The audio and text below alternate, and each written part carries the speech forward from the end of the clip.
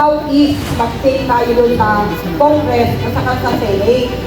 If Baste and Pulong can replace Sara Duterte to run as president on 2028. So pag sinabi ni Lilio, hindi na ako tatakbo, pero ito ang ating iboboto. Ay, sinanta.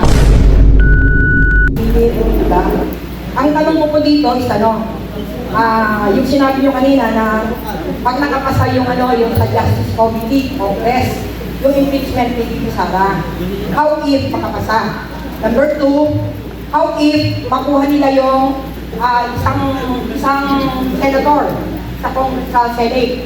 Kasi yung tatlo, yung nila yung binibigyan ng kay Naso. And Jingo Estrada was already, it is in the news yet last night. Diba? So bawas sa atin yun. How if makapasa doon sa Congress at saka Senate, ang tanging iniisip ko na lang, kung dumating yung impeachment, unin na ni Lord yung hangin at sinisingot ni Bongbong Marcos, and then kung hindi pa rin tayo magtagumpay doon, kung hindi pa rin tayo magtagumpay sa siyempre, pagka nag-impeach si Bibi Sara, hindi na siya pwede tumakbo for any position in the national. Meron pa tayong, may nakapanood ako doon sa Facebook na, is there any other Duterte like Pulong and Baste will take over for the presidency on the 2028? Yun lang po ang tanong ko. Thank you. Thank you, Kapitana. Medyo complicated yung tanong ni Kapitana. Magaling talaga ito si Kap. Experience. May wisdom at saka may experience. Yung una, yung doon sa House. What if they get the numbers? I personally believe, personal opinion ko doon na they have the numbers. They have the numbers. Why? Because nagawa na nila last year. At saka, all the parties are aligned with Malacanang. All the parties are aligned with Malacanang. Ibig sabihin doon, pag mag-go signal lang ang Malacanang o ang leadership sa House, okay, supportahan nyo. Sigurado ako, impeach siya doon sa Justice pa lang, Committee of Justice. At saka pagdating sa House, 1/3 votes lang ang kailangan. Kung kukuha niya ang 1/3 votes, ma-impeach na siya doon sa House of Representatives at sa House of Representatives pala. But we will not be silent magsasalita tayo because she got 32 million votes. Saka paulit-ulit lang. At bakit? Of all the issues na paulit-ulit doon, yung confidential fund na 125 million, pero itong trillion na plus flood control, ino-cover up pa. No? Why? Selective masyado nga. Yung confidential fund, hindi lang Office of the Vice President. Maraming may confidential fund. Kahit Office of the President. So, sinatanong, we all know that kaya nga confidential pa yan, confidential, hindi yan basta-basta malaman. At saka yung kanya, ongoing pa ang liquidation. Hindi pa nga nag-rule ang Commission on Audit. Kasi mahaba ang process. I-jump ka agad ng binanatan ng Quadcom, binanatan ng House. But I tell you, history will tell. History will, I would say, extinguish whatever accusation they have to Bibi Sara. Confidential fund is really confidential. Alam naman natin kung may mga reservist tayo dito, yung may mga military background, you never will expose your source. Sir, you never will expose your source. Good name yan. Yung good name mo, Atila, Maya, yan yung good name mo. You can only expose the name when the mission is declassified. Huwag naman nilang palagihin kasi lahat yan, ganun yan. Okay. Next question, pagdating sa Senado. Yes, kulang sila ng 1 vote, 3 votes, assuming they will follow majority will vote to impeach her. Can they get 1 vote or 2 votes? Actually, it's possible. 2 ways. possible na mabawasan sila, possible na madagdagan pa. Mabawasan sila o madagdagan sila. But ang maganda nito, assuming it will take March next month, March, April, May, mag-recess ang House sa March, ang Congress sa March 20, I think. So ang balik nga May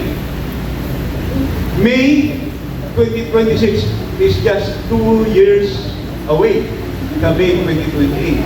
Presidential, senatorial election. Tandaan natin, and let's say tandaan natin, we have 32 million votes na bumoto kay Sara. Yung mga 32 million na bumoto kay Sara, sabihin natin, tandaan nyo kung sinong bumoto ng impeachment si Sara.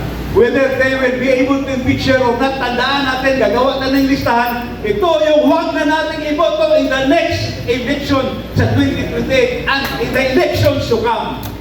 Diba? Tandaan natin yan.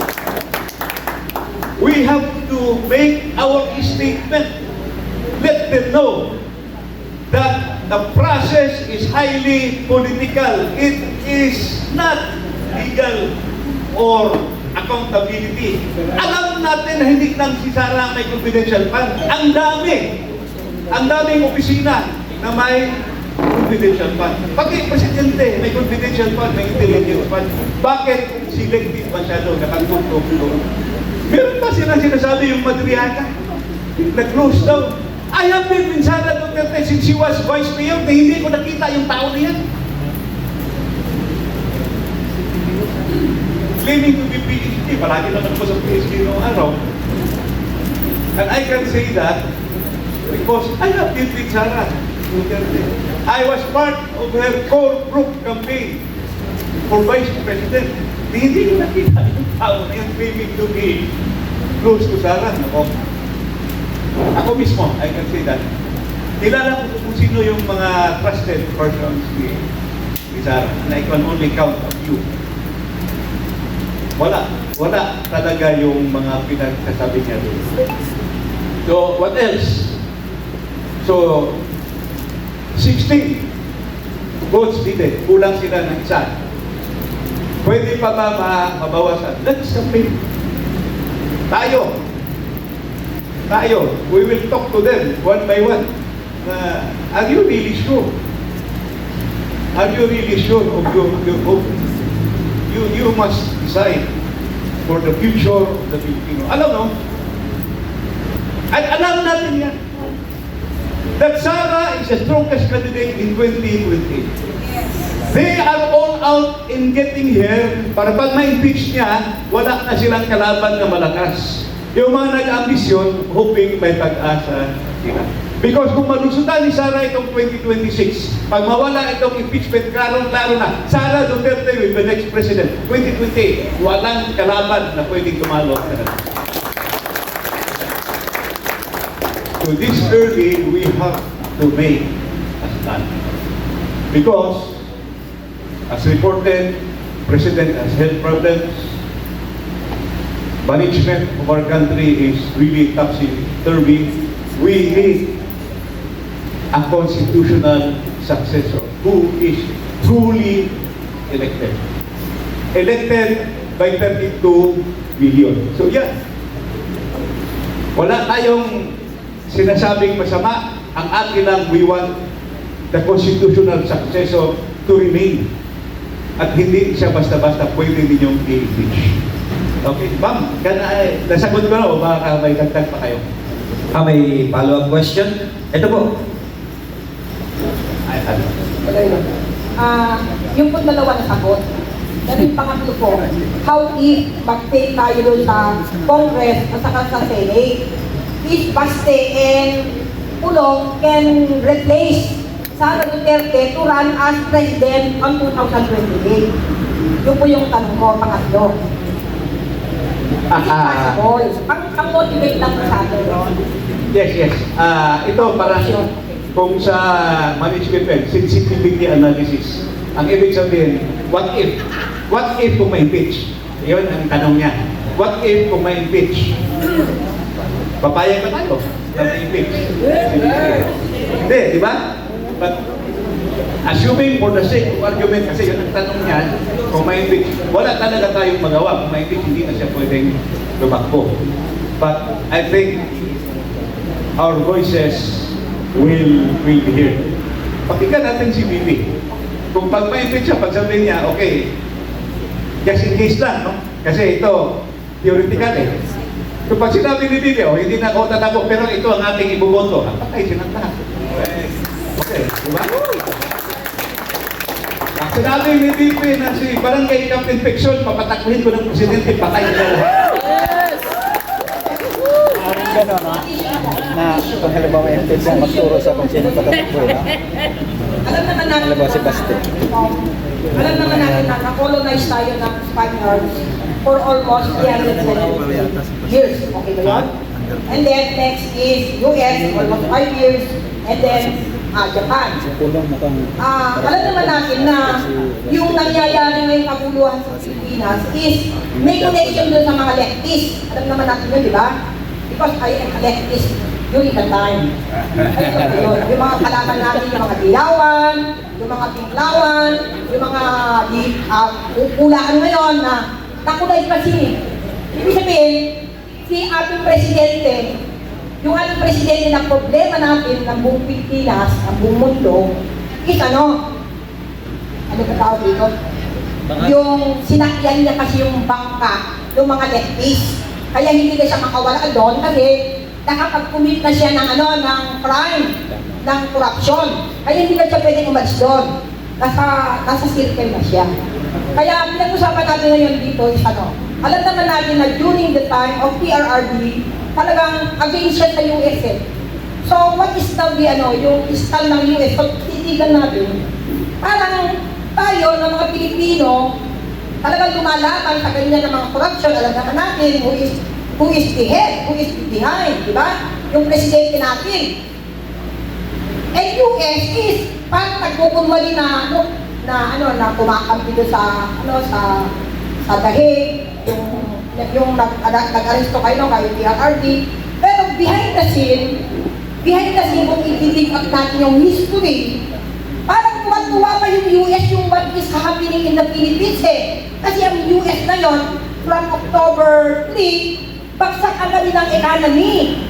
So, parang ang nila, alas nila ngayon, yung what is happening in the Philippines, ang US, comparing to China. Alam naman natin ang ating PRRD is talagang hindi siya, yung upang sa naging lang siya, medyo siya doon sa Chinese, di ba? So, yun po yung tanong ko. Parang tuwa yung Amerika, what's happening to the Philippines? Ganito na lang, ma'am. Whether we like it or not, pumapasok talaga yung vested interest. Vested interest ng politiko, vested interest ng negosyante, ng mga oligarko, vested interest ng mga foreign countries. Because they have all their interest. Itong kaliwa naman, hindi mo alam kung anong business interest nila, but gigibain talaga nila yung gobyerno because someday somehow they want to take over, di ba?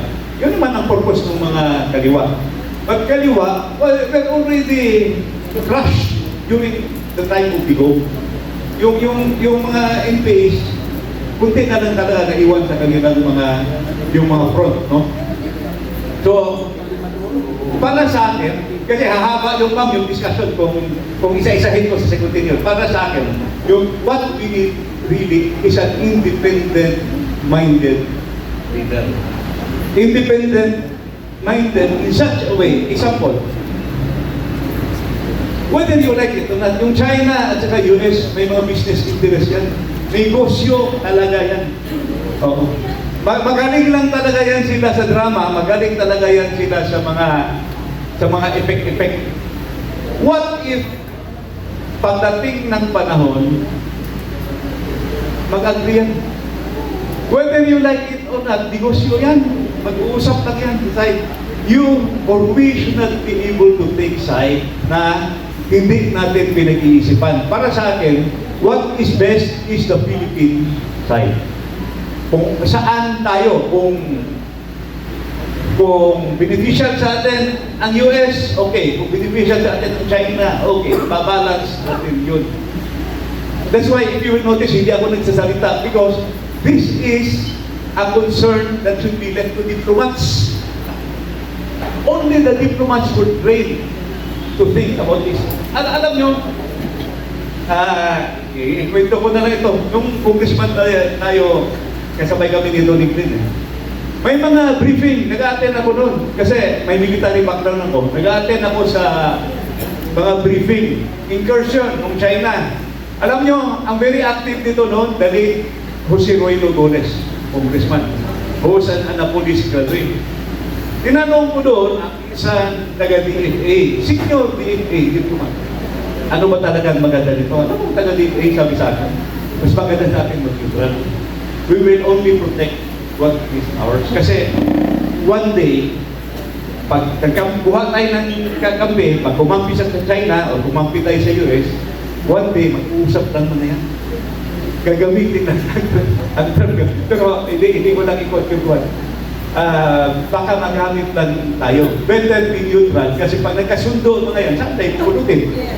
Oh, nag-declare ka na ng China ka, nag-declare ka ng US.